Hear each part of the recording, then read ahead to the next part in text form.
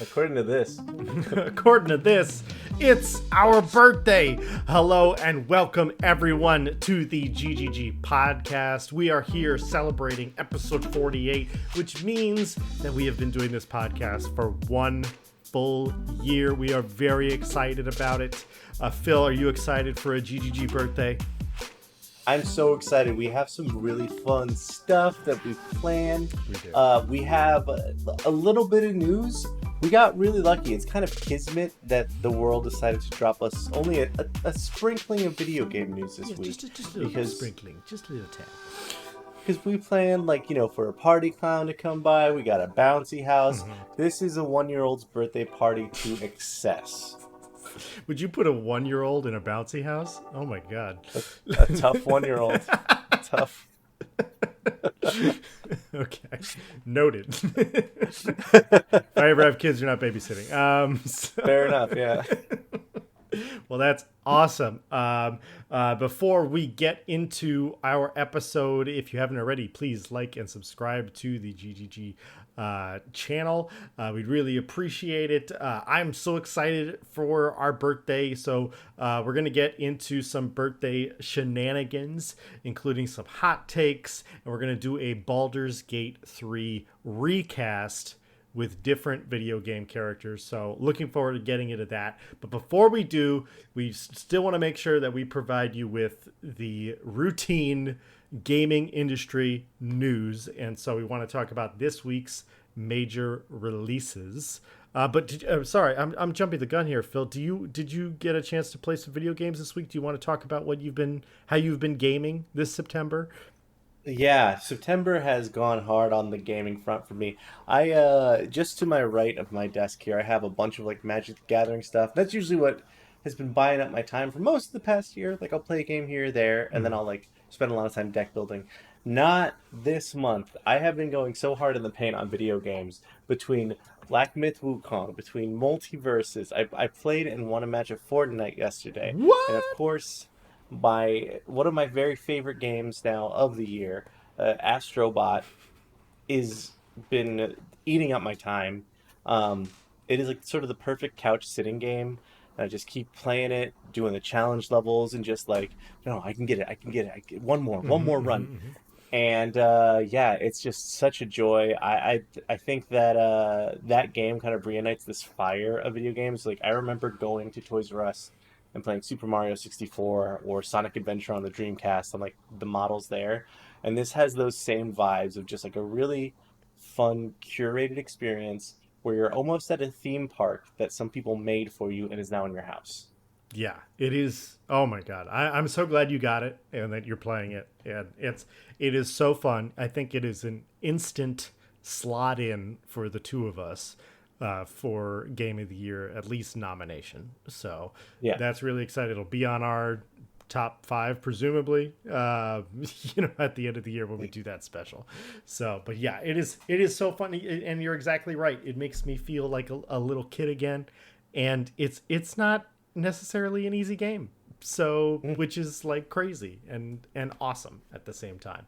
Although it definitely always feels rewarding, when you're doing a really tough level and you finally get to the end, the ones with no respawn. Yeah.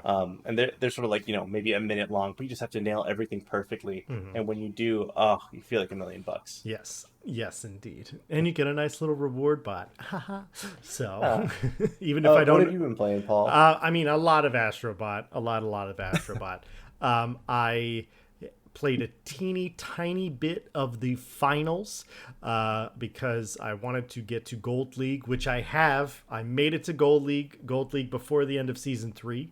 And I also finished the Season 3 Battle Pass, which was a climb. But I did it. And now I believe Season 4 is going to be starting next week. So we'll probably talk about that on next week's podcast. Or at least I know I will. But I did all that I wanted to accomplish in this season. So I'm not playing any more finals until the update. So that's good. And then just been playing a lot of Space Marine. Honestly, I have a lot of friends who bought it, several different friend groups actually, and so it's usually there's someone on who wants to play, and I'm having a good amount of fun with it. It's a different the multiplayer is a little bit different pace as far as like the competitive multiplayer than what the first one was, just because of the addition of 3 new classes as opposed to the first one where it was just assault, tactical, and heavy. So it's taken some adjusting, but I'm having fun with it, and I feel like every day the servers and the multiplayer service is better. It's just not. It's just a slow, Slow climb. Yeah, it's a slow climb toward working properly. So still a little bit discouraged by that. But I've mostly been playing that, and then that's pretty much all I've had time for. But those games, I mean, they've been slapping. So no reason to play anything else. So I guess I should bring up Multiverses just launched their 2nd season. Oh yes, they added the Powerpuff Girls to their roster. Are they the Powerpuff Girls are live right now?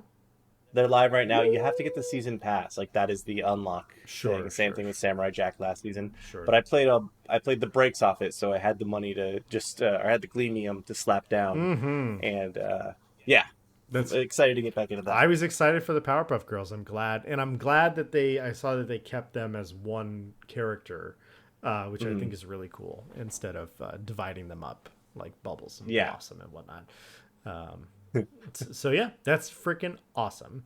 All right, so let's get into our game releases this week. So Funko Fusion, that I believe was announced this year, got released. Actually, a few days ago it got released, being met with kind of lukewarm reviews, mostly gameplay issues and whatnot. And I think honestly the biggest disservice about Funko Fusion is that it came out very close to Astrobot, and Astrobot is going to take that cutesy market and dominate it. It's going to run away with it. Yeah. So I mean, I have seen cool things online. I think the character select thing, I don't know if you've seen it, Phil, where it goes through like the Funko boxes like in like a machine. That looks really cool. And the amount of licenses and references everywhere is also very cool. So I think it's a very interesting game, especially for someone who's really into Funko Pop. So, but probably not going to be picking it up myself. It sort of seems like, like Lego does Star Wars, Harry Potter, Marvel stuff. It seems like all of that mashed together, but they took out the Lego building stuff of it. So it's just sort of like an action platformer for kids, which again, coming out this week is tough when you come against one of the best action platformers of all time. Of all time? Oh, damn! Suck it, Super Mario 64. I can't drop my mic. It's on a mic arm.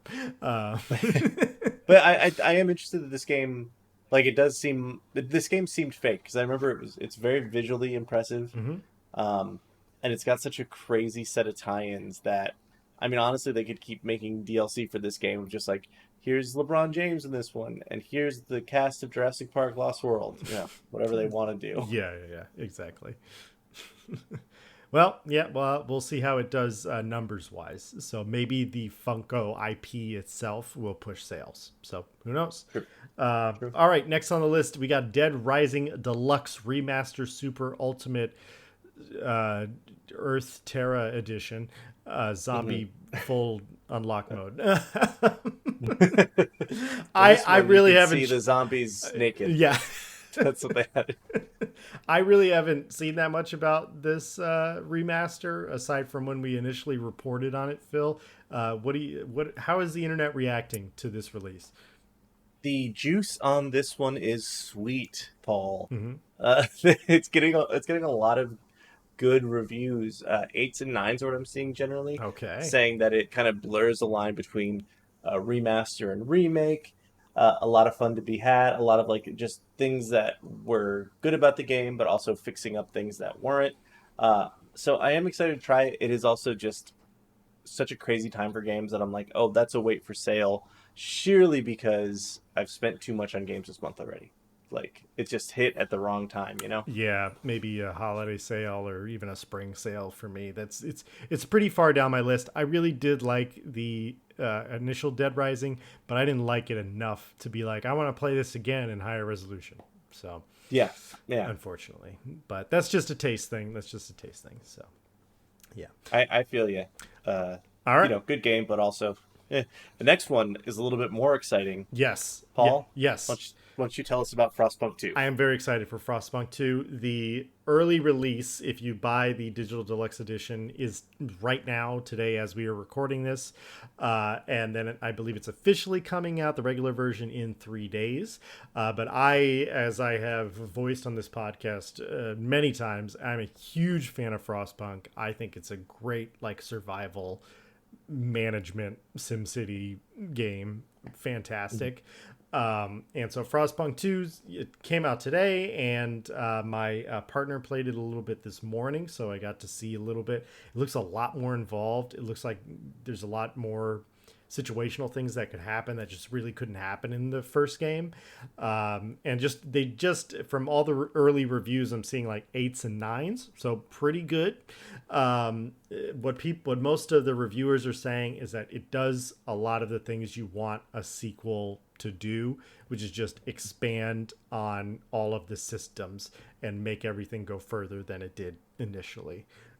So I also did note that it launched with a Utopia mode, which is like a free build mode, which is awesome because the first game did not launch with that. Eventually it came out as a DLC later, but just as like a free form way to play the game, like a roguelike.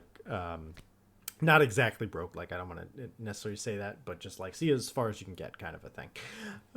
So I'm very pumped for it. Haven't had an opportunity to play it yet, but I will most likely be talking about it in detail next week when I get a chance to sink my teeth in. So, yes. Yeah. Yeah, I think the lowest I'm seeing on Frostpunk is it's a lot of like either 4 to 5s or higher is the average. Yeah, I mean, Very, I've very seen a exciting. lot of 8s. That seems to be the median number, but I've seen some 9s, and yeah, 4 to 5, same basic thing. So Pretty cool. right on, right on. All right, and this last game, Phil, you added right before we started recording, and it looked intriguing as hell. Please tell us about it.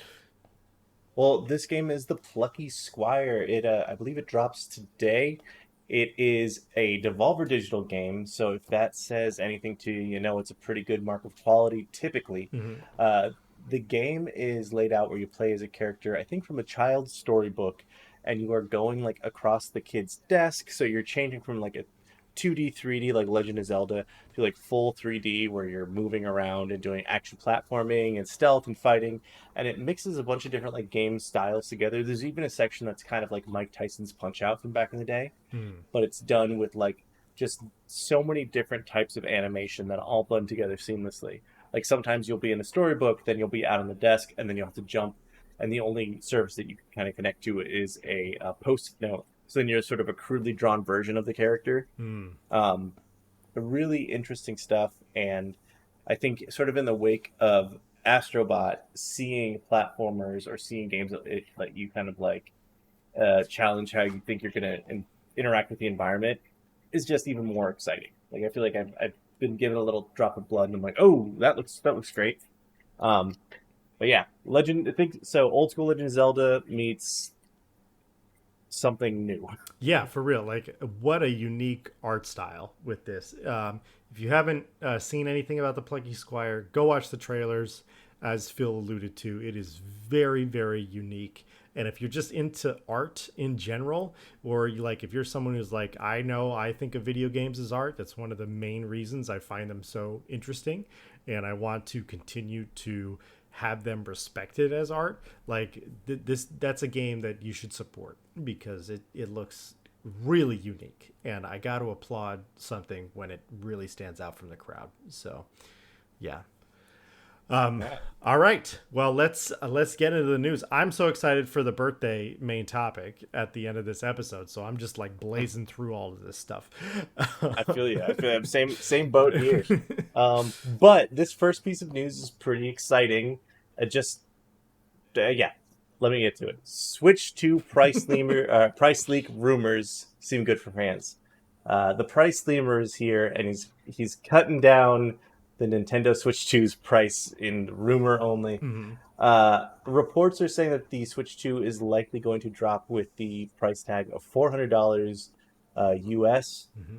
I'm hearing rumors that we're also going to be hearing about like something to do or the reveal in the first couple weeks of October. Of Okay. course, this could all be horse hockey. However, I think Nintendo, if they're paying attention, might be looking at this sort of reception and think, okay, we're onto something here. If we can hit that $400 price range, people are going to love us. You know, Mhm. um, where do you land with the Switch 2? The prices, what does it need to hit for you? I mean, I think if it's $400, I think that's exactly the price it needs to be.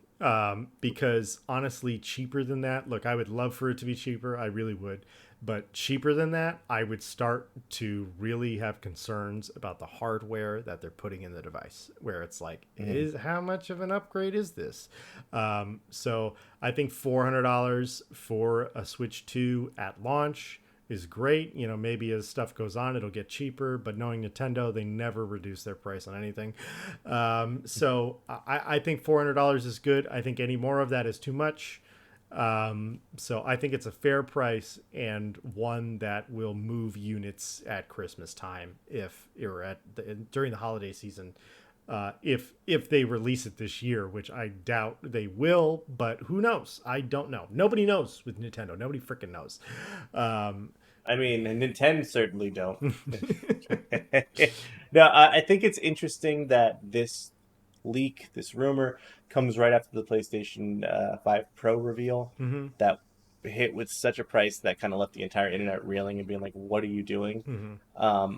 Nintendo, probably someone at Nintendo, if this leak is legitimate, said, "Oh, I bet we can drum up a bit of goodwill and you know get people talking about us before we're ready to drop." Not that people are never going to talk about it. I think the cool thing about the Switch 2 is that Nintendo could be like, here's Switch 2, you can get it in November. We've been working on it for so long, we just didn't say anything, you know? Yeah. I doubt that would happen, but you never know with Nintendo. Yes, that's very true. But yeah, I think $400. That's a good price. So I'm curious to see the hardware and to know what it is we're actually getting. Like I know it's not going to be as powerful as a PS5, but is it a little bit underneath that? You know, can it be like a PlayStation 4 where like you could get, because even the PlayStation 4, it's like we were talking about last week. We were talking about the PS5 Pro release that they were showing off Horizon and God of War, and it's like PS4 runs Horizon and God of War. Obviously not as well, but it can run it. Yeah. And so seeing that kind of graphical leap, what could you then do with a Mario game? What could you do with the Smash Brothers game? Although, like, I don't know if we need another Smash Brothers game. There's so many freaking characters. It's like, what do you even add in another Smash Brothers game at this point? Um, Vector Man, baby. Old Sega Genesis character. Comic Zone, get him in there. yeah. So I think it's a good price point. We'll see if it's true, and that's all we can say when it comes to Nintendo. Yeah. Is we'll see. I'm, I think if they can if they can make Mario look as good as it did in Odyssey, they can definitely swing back at Nintendo or at Sony for making such a good platformer. They could come back and be like, "Hey, listen, we were cooking for a little while, but here's new Mario. This time he can go inside out." Or I don't know what you do to make Wow. Mario more interesting. I don't know. And look at the wetness of his insides as they are on the outside of Okay. him. You can only do that on the Switch too. Wow. And they just do a little Magic School Bus crossover. Okay, so back in the news is Helldivers, that has been in the news basically all freaking year. So Helldivers, they have been going on a little update craze where they've basically every nerf that they've made in all of the updates this year, they have been walking all of the nerfs back, and they in fact have been increasing specific things that were never nerfed. So now with armor penetration, when you're doing partial damage, so now instead of doing half damage, you're doing 2/3 damage. Just in general. So that's a big help, Nice. especially when fighting the bots, when you have a lot of Mhm. armored enemies. And so that's just going to help a lot of the weapons in general with just damage. And then lots of things like the railgun damage is back. You know, the stratagem damage is up. Please go through the many updates that they've been updating. And to go along with reverting back all of the nerfs, they've also announced a new Warbond, and that is, I believe it's chemical warfare is the Warbond, and essentially the theme is gas. And so you have some new armor sets. You of course have new skins for your pods and for the what is it called? The pelican that comes down and picks you up. We got some new weapons. There is a gas like toxic flamethrower that's now in the game. There's a new guard dog with a gas spewer in it. And the fan base has been asking for this, but they have officially added a stim pistol, so you can shoot your allies with medicine. That's really cool. So that's very exciting. Important to note though, they added a stratagem to the Warbond, and it is I think it is like some sort of gas barrage or eagle barrage, something like that. And it's important to note because this is the first stratagem that is not available for free. It is available in the Warbond only. But people don't seem to be upset about it. I'm not particularly upset about it. There's enough free stratagems. Like Yeah. the mechs were free, and like that's awesome. So I'm very happy with this update. I'm probably gonna, as soon as this Warbond comes out, I'm probably gonna go play some more Helldivers. Is this how does this feel for you? Does it re-galvanize a little bit of excitement around this game? Yes. The war bond for me, I feel like is kind of a net neutral. So I'm like, okay, new war bond, whatever. I don't buy all of them. And I don't know if a stratagem is going to be enough to pull me over. It also doesn't upset me because I'm like, we have had a bunch of free stratagems, a lot of things in the game that just came with the base game. Right. Now you want to add some stuff on. Granted, they've added guns and everything, but none of them ever felt like they were necessary. Like you could take the stuff from the main war bond and do just fine. And you can of course unlock the war bonds by gameplay. Um, but I am very excited to see a lot of the old weapons come back, and I think that is the thing that's going to be able to let me pull people to get back into Helldivers. Is like, oh hey, you remember the stalwart's good again? Yeah, Oh, the you want to check out the the crossbow? breaker is good again. The breaker shotgun is back, Yeah. baby. For me, it is the quasar cannon. They doubled the like length of the recharge, and before it was punishingly long, and sometimes you'd miss a shot. Apparently, they brought that back, which makes me so happy. Heck yes. So yeah, I'm very excited to hit this up again to get back in. Um, I kind of it always makes me wonder when they release something like this, a big update, or kind of rolling back on everything. Maybe that is kind of offset the stratagem being in the war bond that might upset people. Hmm. Uh, I think that they kind of strategically did the two at the same time to be like, all right, fine, we're fixing everything, but here's a little something else that you Totally. can get. So. Right on. Right on. Right. Yeah. Do you think you're going back in probably when the new war bond drops then? Oh, absolutely. I am I'm a glutton for Helldivers. I just, even with a few missteps with the nerfs and whatnot, I still think that this is an incredibly good game, and I think that people have been holding it to the standard of being a AAA game, and it's not. It's not a AAA game. It's a double A game. It's like Sony does own them. They do have a decent budget and everything, but like people like remember what Helldivers 1 was, and like the Yeah. just incredible leap that Helldivers 2 made. And I think it's very commendable, and this is a game that I want to see go on for a very long time. I know that they have the Illuminate cooking. There have been people on Reddit that have been citing aliens, and they have like screenshots. So again, it could be fake, but I think that is on the menu for this year, calendar year. Probably not soon, but maybe in a couple months we'll get something like that. So even if I'm not like super gung ho about every single little update, I'll throw them the $10. And also, it's like I'm usually not even throwing them $10 because again, I'm earning super credits by playing the game. So most of the time Yeah. a Warbond comes out, it's really like $5 for me instead of $10 because I just have that stuff built up. So Such a good system to reward players for playing the game. yeah, exactly. So and I also like the fact that it's not subscription based, and so like I get to decide if I'm interested in this season or whatever. You get to opt in versus being sort of forced to do so. Yes, exactly. All right. Well, last on our news topics, before we get into birthday shenanigans, we're going to talk a little bit about Crimson Desert. This has kind of been a sleeper game for me. I've periodically seen things about Crimson Desert, but I've never really done some thorough investigations. But honestly, they had a gameplay showcase earlier this week, and it looks really, really good. I believe the game was originally announced 4 years ago, and as just like a logo and whatnot. But Crimson Desert, it looks honestly, it looks like a really great RPG. It really reminds me of The Witcher, especially The Witcher 3. And so I loved that game. And The Witcher 3, I think, came out like 9 years ago now.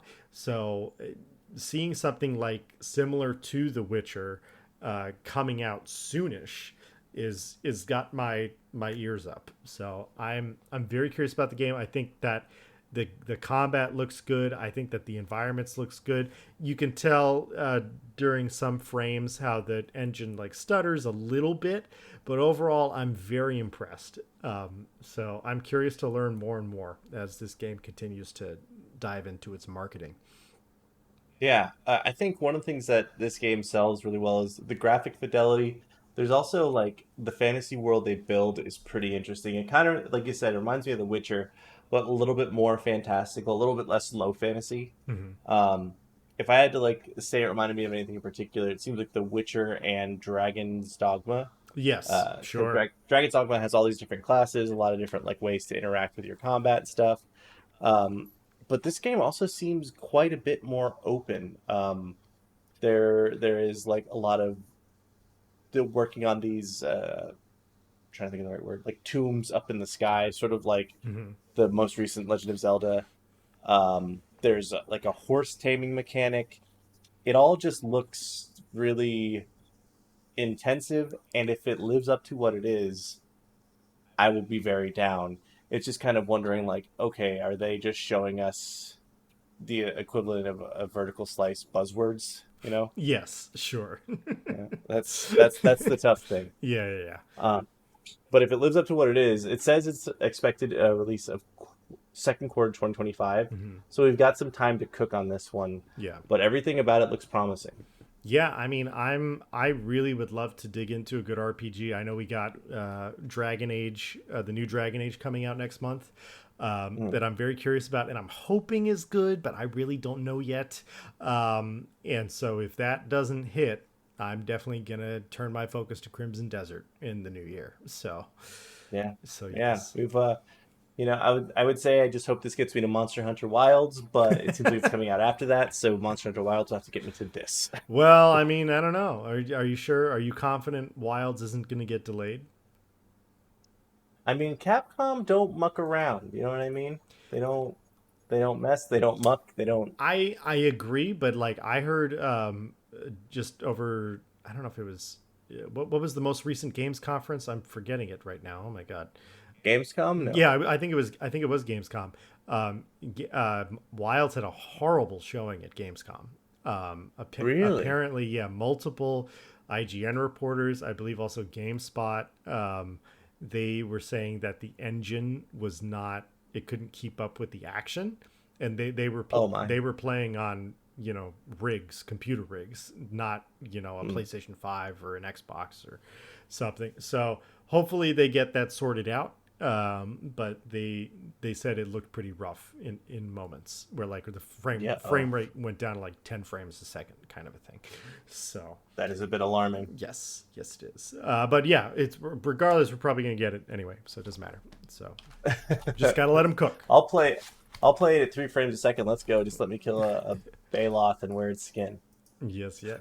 All right. All right. Now for the super exciting part, because of course the first episode or the first half of the episode was already exciting, but now Mhm. for birthday shenanigans, we're gonna have a little bit of fun. So first up, we are going to do a Baldur's Gate 3, many people's game of the year last year, except ours. But we nominated. We nominated. It was good. Yeah, it It was was good. fine. But we are going to do a Baldur's Gate 3 recast. of your companions in Baldur's Gate using only video game characters, and we are going to justify why we, assigned certain people to the roles. But just to go through all of the companions real quick to name them off. So we got Astarion, Shadowheart, Gale, Lae'zel, Will, Karlak, Haslin, Minthara, Minsk, and Jaheira. And I believe I said all of those correctly. And with those, we got a rogue, a cleric, a wizard, a fighter, a warlock, a barbarian, a druid, a paladin, a ranger, and another druid. So I'm sure that we thought about this a little bit differently, Phil, just because we might be thinking personality. I know for me, it was a little bit more of, okay, I need a cleric. That kind of reminds me of Shadowheart. So who in the video game universe could be that cleric for me? So how do you want to do this? Do you want to go first? Do you want to go? Should we one? Should we do? Yeah, one for one. Do you want to start with Lae'zel? Do I want to start with Lae'zel? Not really, but I can. Yeah, here's my thing. She was just at the top of my list. Okay. So yeah. She was the hardest one for me. She was, and I'm still not confident. But why don't you go first with Lae'zel, and I'll say my Lae'zel afterwards. Okay. So, do you want me to say who it is, and then explain it, or just say who it is? Say who it is and explain it. Okay. So I picked for Lae'zel Samus Aran from Metroid. She was on my list. She was on my. I was thinking about Dark Samus actually. So yeah. I mean, she's a strong, silent type. Lae'zel isn't exactly silent. Lae'zel will let you know what she thinks. Mm-hmm. But in terms of badass video game women, I think she is kind of the OG in terms of just she is such a capable warrior. She goes into situations by herself and comes out and is just hey, I just conquered an alien planet, so I guess I gotta head home. More than anyone else that I could think of, she was my 100%. If I'm going into a battle, I want to have Samus there. I want to know that someone can show up and bust heads, just like Lae'zel did. Mm-hmm. Also, benefit, she has cool armor and probably better stealth than Lae'zel because she can turn into a tiny ball. Yeah, that's very true. That's very true. All right, solid pick. That was one of my backups for Lae'zel. So I have two backups. So I ended up going with, for my Lae'zel, my fighter in Baldur's Gate 3. I also went the OG route, and I chose Lara Croft. Such a good choice. So yeah. Lara Croft, I feel like she's not. I guess the thing that made it difficult with Lae'zel is getting Lae'zel's attitude. Because she's obviously kind of crusty in a metaphorical sense, and I guess in a physical sense. But doesn't have a lot of her home lotions out here in this realm. You know what I mean? Yes, exactly. So, but I feel like Lara Croft also embodies kind of that RPG or D&D fighter, where it's just anything around. Yeah, I can shoot a bow and arrow, I can use pistols, I can use a melee, but I am just going to find something to fight with. And so it feels like she fit very well in that fighter role for me. So yeah. All right. Okay. Well, let's. Why don't we switch off and you do the next one? All right. So let's do Astarion. So I went with, for Astarion, my high elf rogue, I went with Ezio Auditore de Frenze.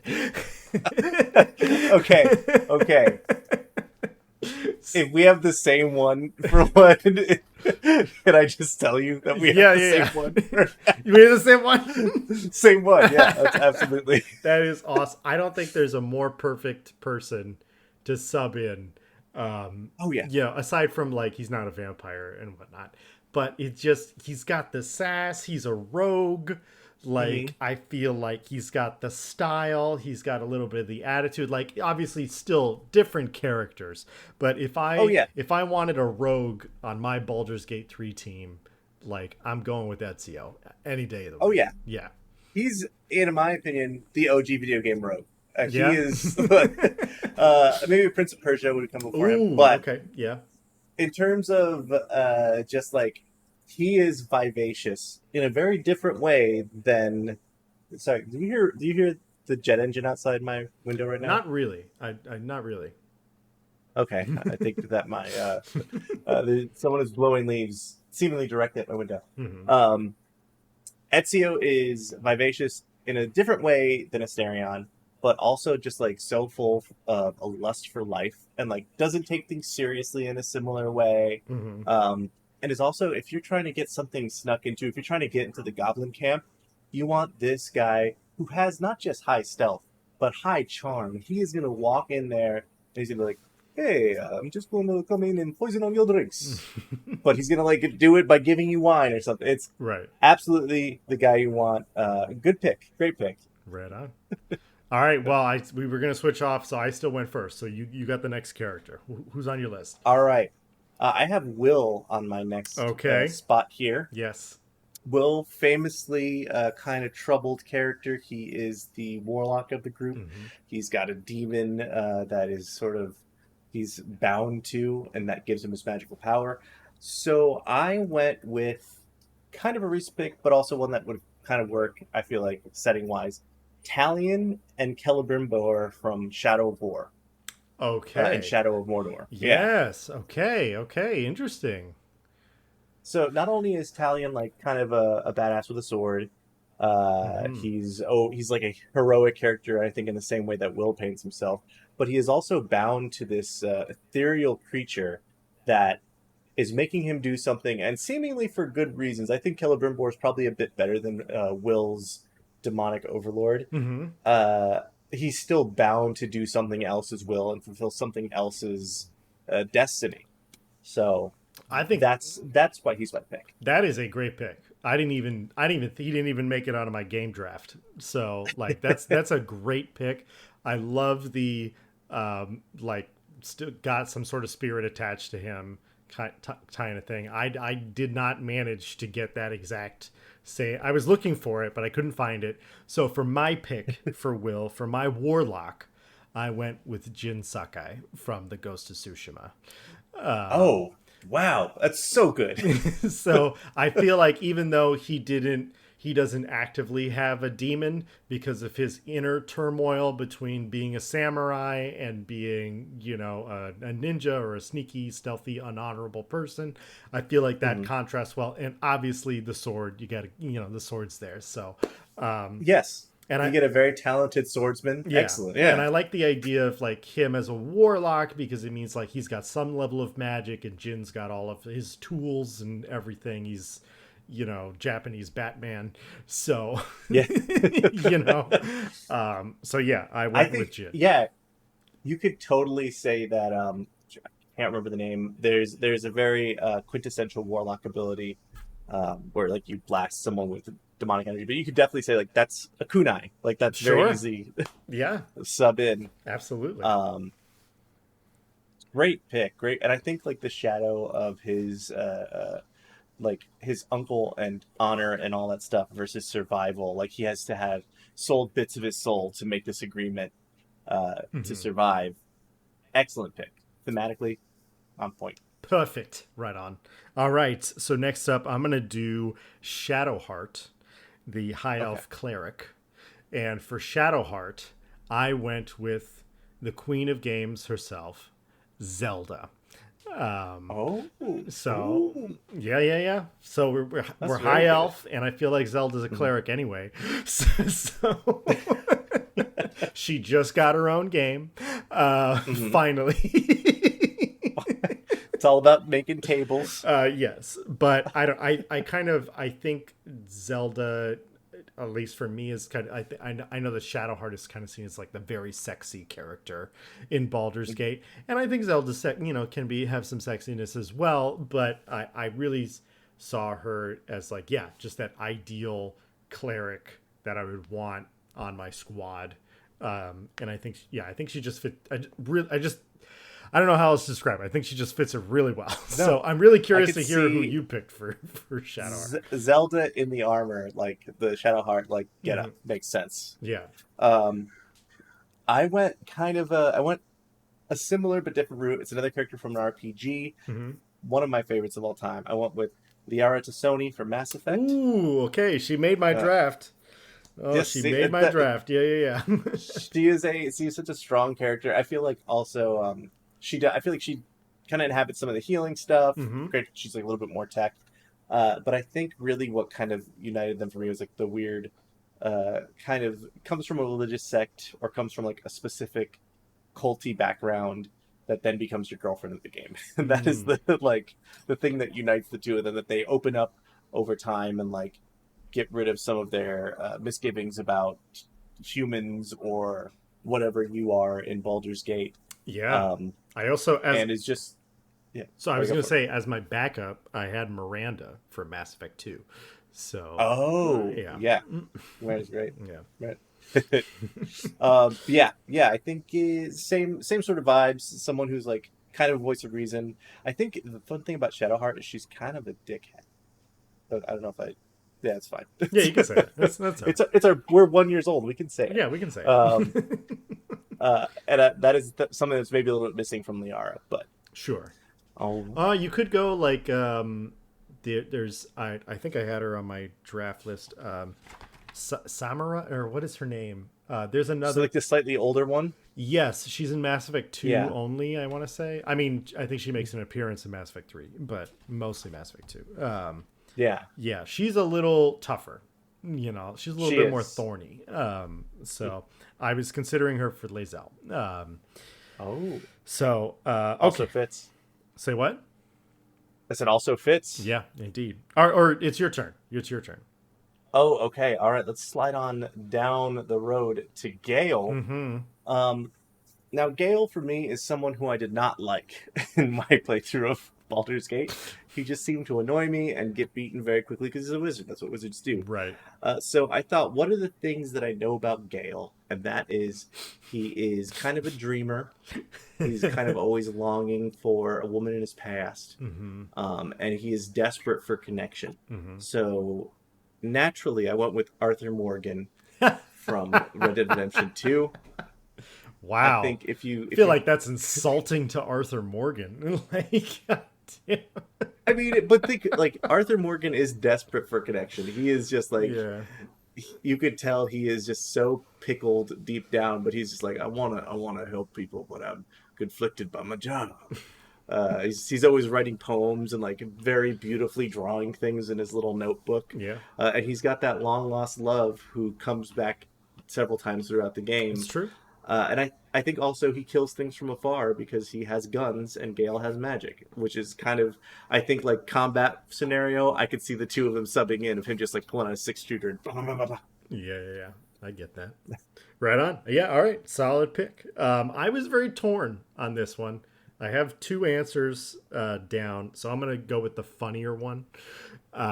For Gale, I have Otacon from the Metal Gear Solid series. For those who don't know who that is, it's the guy who goes, Snake!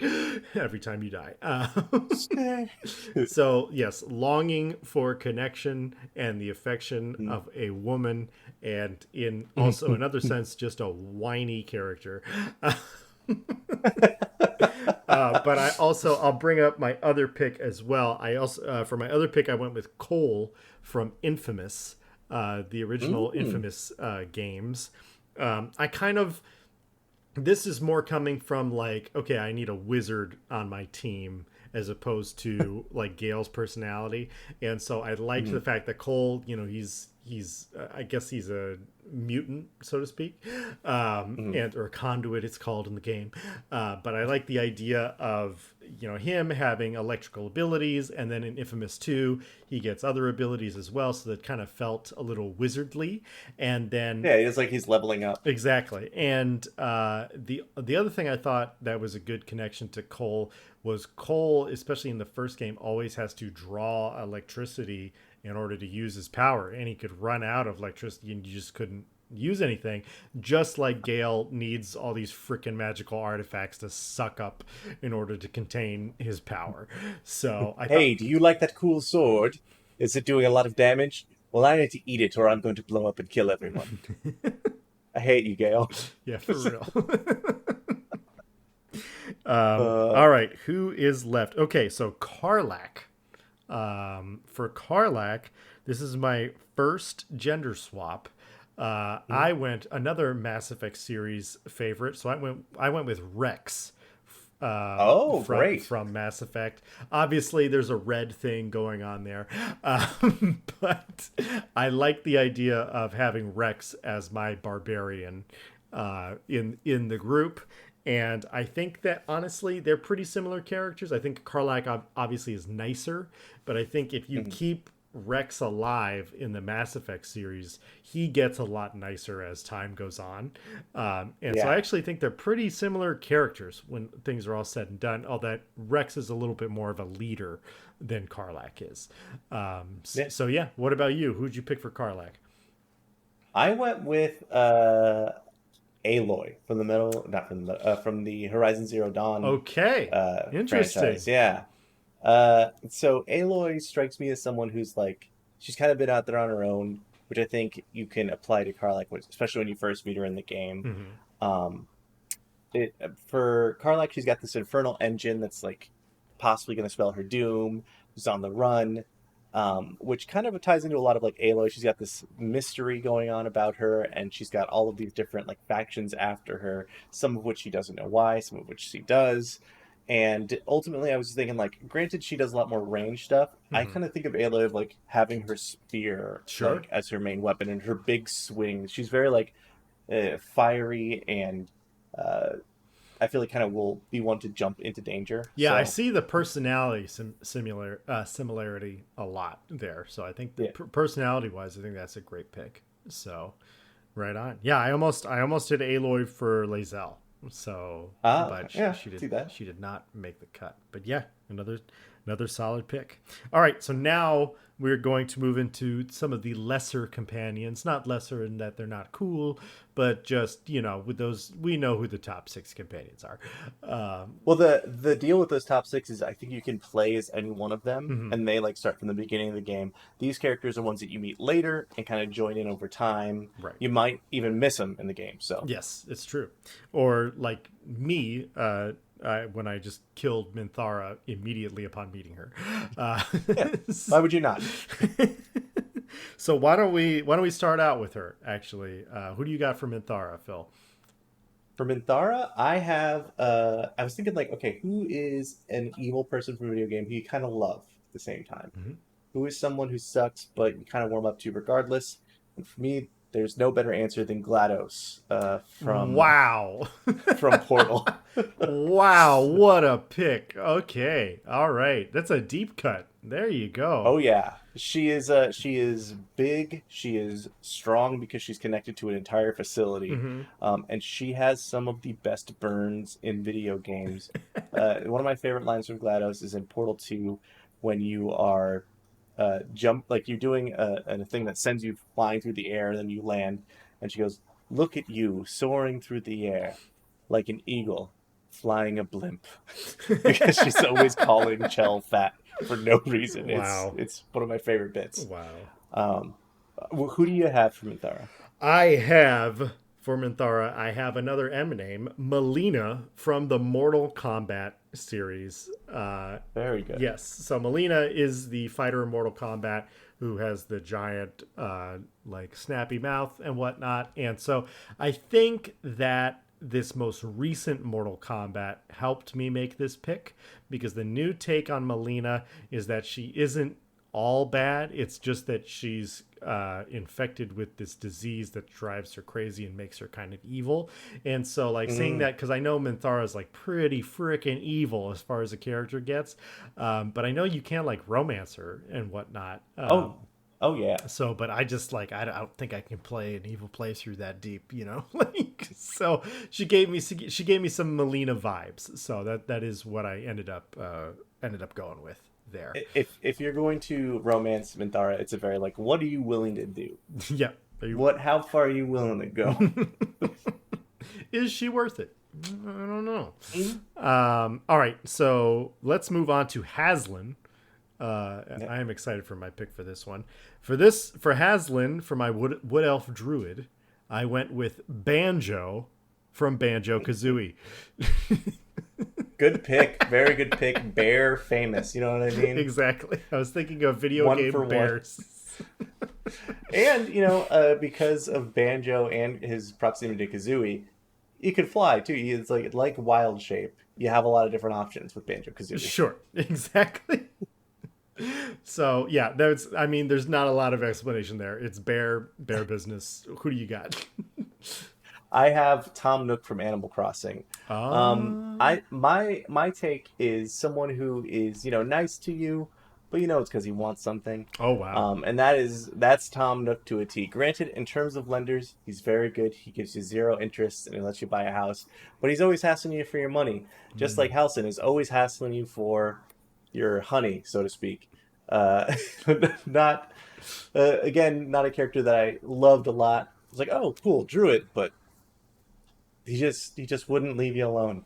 It's just trying to get in your pants, like for real. Yeah. Okay. I think we do Jahira next. Go for it. The other druid. Yes. Um, Jahira is a lady who's strong, capable. She's like leader of an army. When you meet her, and if you can convince her to join, she is like kind of just she's got like this. Trying to think of the right word, like sinewy, tense muscle to her. And so for that, I picked Ellie from The Last of Us, specifically Last of Us Ooh. 2 Ellie. Someone who is tough, can wield a bow and arrow, can also stab people like crazy, and who you kind of like, if you get on her bad side, is someone who would be terrifying to be pursued by. Interesting. Right on. Right. Well, I was not very familiar with Jahira. I did like meet her in the game, but I never got her on my team. And so I ended up going with Jack and Daxter. Um, That's good because it kind of the syllables kind of line up. yeah, Actually, and then we both went with Naughty Dog characters. true. But I like Daxter for the druid part of it, and then she's also a half elf, so that fits with Jack as well. Although it's never exactly stated that they're elves, but they're elves. I don't know. They got pointy ears. Yeah, Elves. they elves. So yeah, I went with Jack and Daxter for that one, and also like if I had to pick between Jack and Daxter, I'd go with Daxter. I feel like when I was going through this Baldur's Gate 3 list, I realized, wow, there's no dwarves on this list. Wow, there's no gnomes or like small or like any like halflings or anything like that. And so like I feel like I needed like a smaller character with some sass, and so I wanted to throw Daxter in there. So yes, all right. So for Minsk, for my human ranger, and the last pick on my draft, I picked Joel from The Last of Us. Oh, interesting. Yes, yes, yes, yes. Again, Minsk. Am I saying that right? Minsk. Minsk, Yeah. not a character that I met personally, but I like. I wanted kind of a gray area ranger. Arthur Morgan was also up here for me as well, but I liked Joel's, I guess, versatility and fortitude, so that's why I went with him. What about you? Minsk is such an interesting character. I really love him a lot. Like before I played him in the game, I actually like before I met him, I got the Baldur's Gate like magic card set, and he is a card. Ooh. He's also famously always with his little hamster friend called Boo, Oh, who is okay. he's a miniature giant space hamster. That is his familiar, Oh my god. and he has a special ability where he can launch it at people, and he has a move called Go for the Eyes, where they get blinded. That is So a fucking lot of the rad. times he will just like it's amazing. Um, so I kind of cheated and picked two characters. I picked Kratos and Sonic. Kratos being Minsk, he's got the similar red paint. Sure. Minsk is very like jovial for the most part, and kind of like a crazy jovial person. He's chaotic neutral, I think. Okay. So he's like, yeah, whatever, we'll kill somebody. Kratos just being a big axe wielding brute who I would want stats wise on my team, Mhm. and Sonic is just the little hedgehog that lives on his shoulder that he can ball up and throw at people. All right. A So, deadly yeah. combination. And we both have our Messed up. little creatures. I got Daxter, you got Sonic. So we got There we some yeah. creature sass going on in there. So We're Disney rounded would out. approve our series because we have a cute creature in there. That's true. That's very true. All right. Well, that took a lot of time, so I want to get into the hot takes while we still have some time left in the Yeah. episode. So, Phil, do you wanna go first? You want me to go first? We're gonna throw some gaming hot takes. These are meant to be divisive. You're probably not going to agree with some of them. Maybe you will agree with them. Who knows? But I'm not here to please anybody today. At least for this. This is for TikTok engagement, son. This is for this. TikTok. I want this clip just by itself right here. Everybody, look at me. Yeah. Hold on. Here we go. Hot take number 1: Fortnite is one of the best games to come out since the year 2000. Hot take. What do you mean best? What does that mean? I refuse to elaborate. Okay, here's my reaning. Fortnite is a free-to-play game that has allowed pretty much everybody in. You can play it on whatever device you have. And it is very good-looking. It does a lot of, like, different crossover events. The gameplay just keeps getting better and better. It is one of the best games because they keep refining it and adding little touches over time, but and not changing like the core of the game, but also adding a lot of different things you can do within the game. Now the game has Rock Band and Rocket League Racing in it, on top of a survival mode that no one thought would ever exist, and the main draw of the game, the multiplayer. So yeah, it's definitely a hot take. I see your argument. That's what I'll say about that. It definitely feels, Ready Player One. I get that, and like its availability. So I think there's some meat on that take. So yeah, but whew, what a statement. Okay.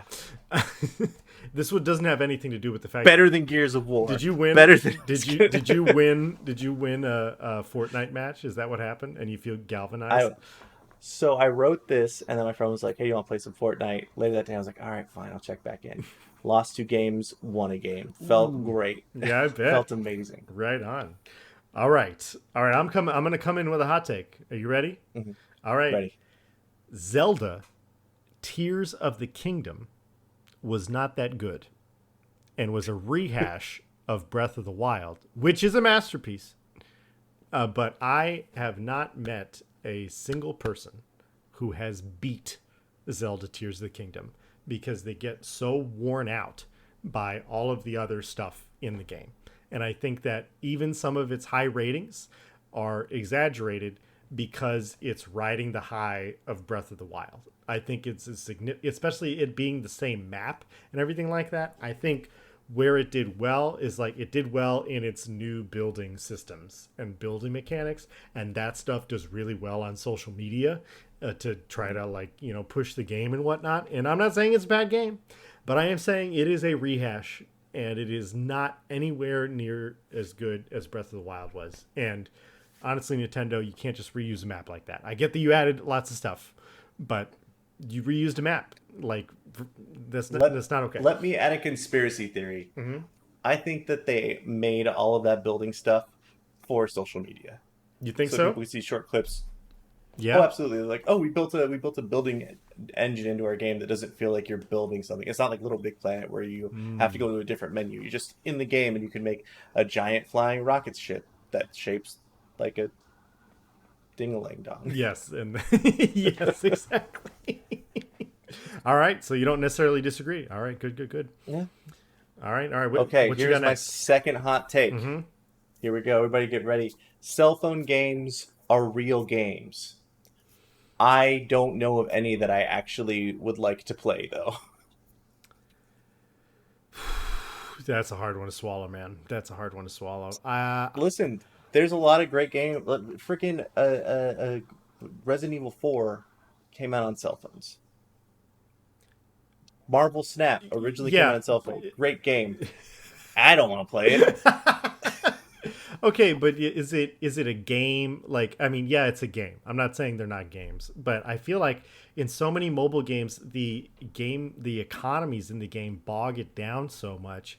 And here's the thing: it's if you sold me a mobile game and you charged me $5 or $10, like I'd buy it. But the problem is that when I download Marvel whatever, or Star Wars, whatever, or whatever, Lord of the Rings, or some sort of franchised, bejeweled Game of Thrones thing. Like, I am so bogged down by the in-game economy. It's just like, I wish that you would just let me buy this game, or if you're going to do a live service, have seasonal content, then let me buy a season's pass or something like that. But having to constantly engage with the 5 different currencies that you have in your one game, and then I gotta check in, I gotta log back in every time, reassign my guys. It is, to me, I see them more as like time killers than I get like actual enjoyment out of them. It's like, this Like is I have to watch an ad between level 1 and 2 that I completed. God, sometimes the ad doesn't load and you're stuck waiting for it to load and you're like, yeah. listen, I'll watch the 15-second ad. I'll turn the volume down for sure, but just load it so I can play the game that is installed on my phone. Um, I think there are some great games, and they are smartly designed for cell phones to be actually fun and engaging. But my God, the games market has destroyed any desire to play them. Wow. So you kind of backed off of that, or no? They are games though. Well, they are games. I think Yeah. there are games that are great on mobile. Sure. Um, but I'm never gonna want to play it. I'd always rather play something on a bigger screen. Right on. Same, hard same. All right, another hot take coming at you quick. All right, I think that the Dark Souls series, and I'm specifically going back to Demon Souls, which I think is like 12 Mm. years old now. Um, I think that Demon Souls, the combat system and the gameplay, is incredibly janky, and was gameplay that was stumbled upon and not intentional by the developers. And then they figured out, oh, players like this kind of gameplay. Let's keep doing this. But I believe that the original Demon Souls was a fumble the bag, and people just happen to like it anyway, because they were obsessed with the challenge of the jank.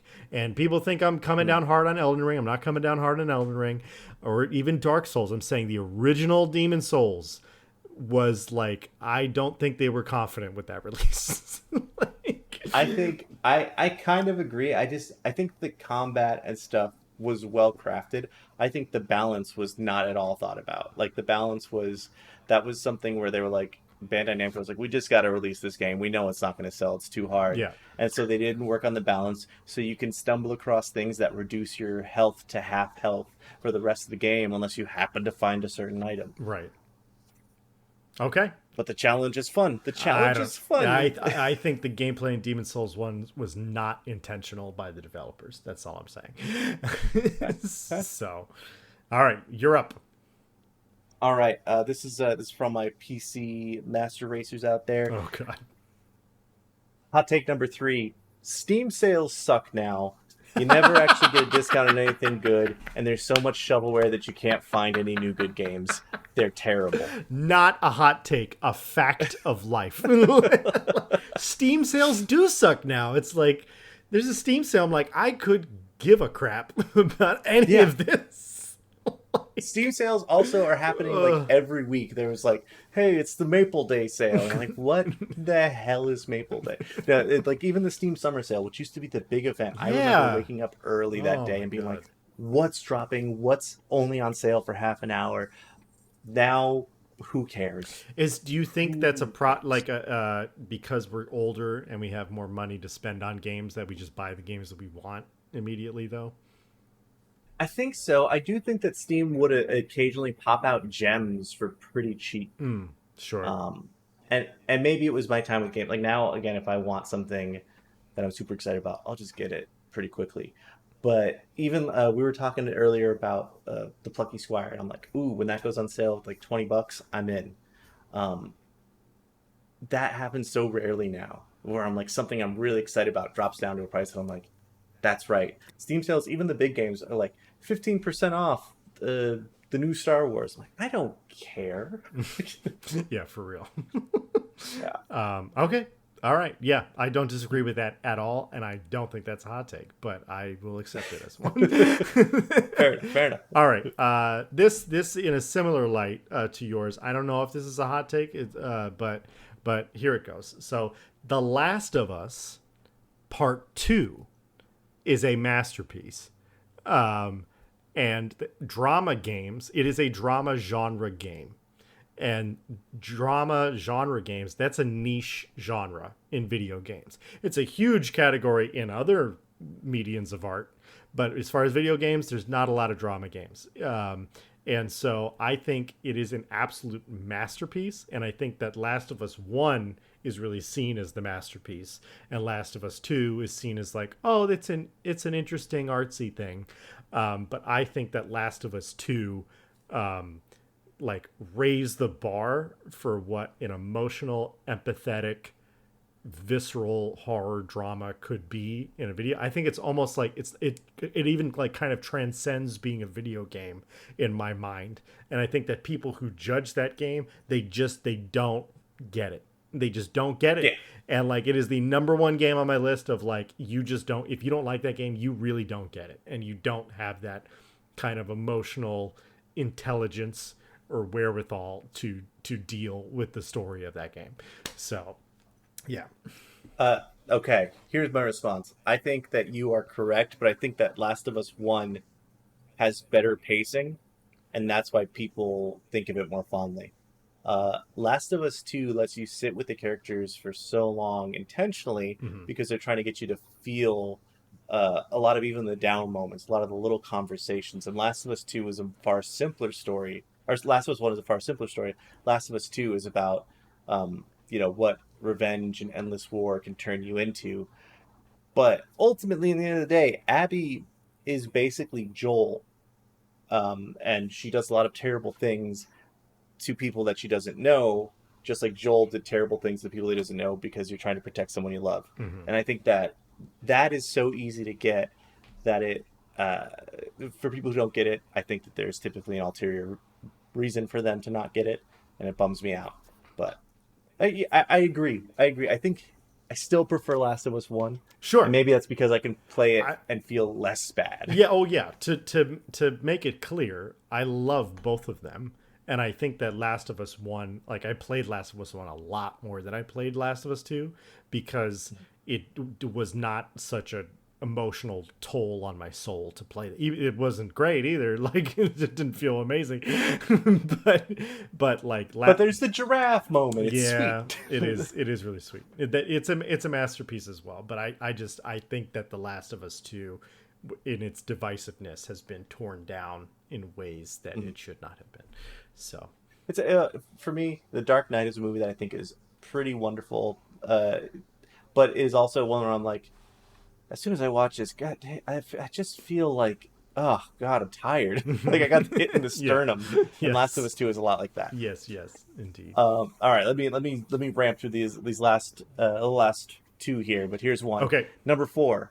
It's okay to spend money in free-to-play games if you're having fun. Yes. I know. I think more people are buying into this, but I definitely have felt that struggle within myself to be like, no, it's a free-to-play game. I'm not spending money on this. I don't want to do that.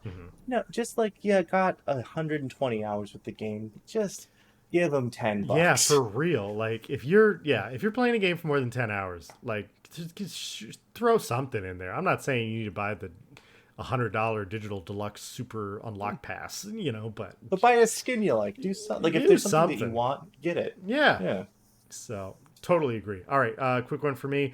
I believe I've hinted at this on the podcast before, but I think that the Fallout show is better than the Fallout games. Boom. I said it. I see the irony because I play Starfield, and that's basically the same game. But a worse version of the same game. No, it is not. I don't like the Fallout games. I'm sorry, guys. I think it's a huge thing with the aesthetic for me. I think the Fallout games are just so freaking ugly. As far as like the engine. Fallout 4 does take some steps forward and whatnot, but the engine is rough, and then the color scheme is even rougher. And I think that there are certain people who really like the post-apocalyptic nuclear aesthetic, and those are the people that really like Fallout. It's because they like that aesthetic, not because it's an amazing game. Like I don't know. It's my personal opinion. I tried to play Fallout 4 again when the Fallout show came out, and the show was better. I will say this: Fallout 4 is not great, But Fallout 3 is a game that I played a lot. And I think it partially is the aesthetic, and there's a lot going on in that game. Sure. They do storytelling. That's like when Bethesda really had the fire in them. They had to prove themselves, and they did some really excellent storytelling in that game. That when Fallout 4 came out, they were like, "You can build a base, and you can take glue and build a gun." It's terrible, not fun. Sure. All right, last one. Okay, Last one. last one. Here we go. I don't know if this is a hot take, but it is definitely something I feel with my whole heart. So, unskippable cutscenes are the worst things in video games. If I want to watch your story, I will not skip the cutscene. Don't make me sit here and watch it, because I'll take the game, I'll put it on a disc, and I'll throw it out the window because all my games are digital now. Okay. Was there a particular game that ignited this rage in you recently? Every single game that has unskippable cutscenes. Okay. I don't care about your story unless I do, and then I'll watch it. I think like any game where it makes you watch the cutscene again after you've died and you're like, oh, I have to Yeah. reload this boss fight. It's just like, I'm going to be here for another 20 lives. I don't need to see the cutscene every single time. Yep. Yeah, I'm trying to think of an example of that. But there are quite a few. I know It's just I know like, the ugh. Witcher 2 did that, but that's a pretty old game, so I don't want to judge it Yeah, too harshly. So and give that some grace. all right, my last hot take is, and this is because of the recent NBA 2K25 release that I have not purchased, and I will not 2K, but I believe Do it. that NBA 2K should move to a World of Warcraft monthly subscription model as opposed to the insane ridiculousness that is VC and other currencies in the game, and stop releasing new versions of the game. Because and like I think you would make more money if you just charge players, hey, it's $10 a month to access all of the online features of NBA 2K, or like they go to a free to play model where it's like you can play offline for free, and you can't play as all the teams, but these are the like multiverses where it's like these are the free rotation teams you can play this week or this month or Oh, something like that. yeah. And so I think that NBA 2K should go to a full free to play model where they have a subscription, like subscription tiers, and you get access to those different things doing that, because the amount of currency, and I think this is something that all sports games could do, because essentially that's what they're freaking doing anyway. They're just updating the game. They're not actually making a new game. They're just updating it and they're reselling it to you. And so just do a subscription. Just do a freaking subscription. That's what needs to happen. So Hey, you know what's a sports game that doesn't have that problem? A Hogwarts Quidditch Champions. They're just Quidditch champions. It's a sports game, and it's all free. The battle pass is free, it's seasonal. yeah, I gotta go Enjoy. back to that. We should play some of that. And Yeah, you can carry me because I'm not very good at it. I intend to get stomped online. But All right. Well, that was our last hot take. Thank you, everyone, for listening to episode 48, our birthday episode. I am so grateful to have been doing this for a year. I'm grateful to you, Phil, for hanging in there with me through the busy times and the not so busy times where we've had to stretch things into being podcast worthy. So, hey, and look how good we've gotten stretching a slow week. No, but exactly. yeah, big ups to Paul for putting the show together. If you are a fan, please suggest the show to someone, because I feel like I come in and I do the podcast once a week with Paul. We do maybe a bit of planning outside of that, but the rest of the videos and a lot of the edits and stuff like that is all Paul, and he deserves your credit and for his work to be shared, for our work to be shared. Yes, But, yes. yeah. Share, please. So I know we're still doing pretty well on Spotify, but yes, we need the video views would really help us out so much. But yeah, hopefully here's to another year of GGG podcasting, and I'm starting to get excited for the game of the years. We're starting to see some front runners emerge, and I am pumped. I am pumped about it.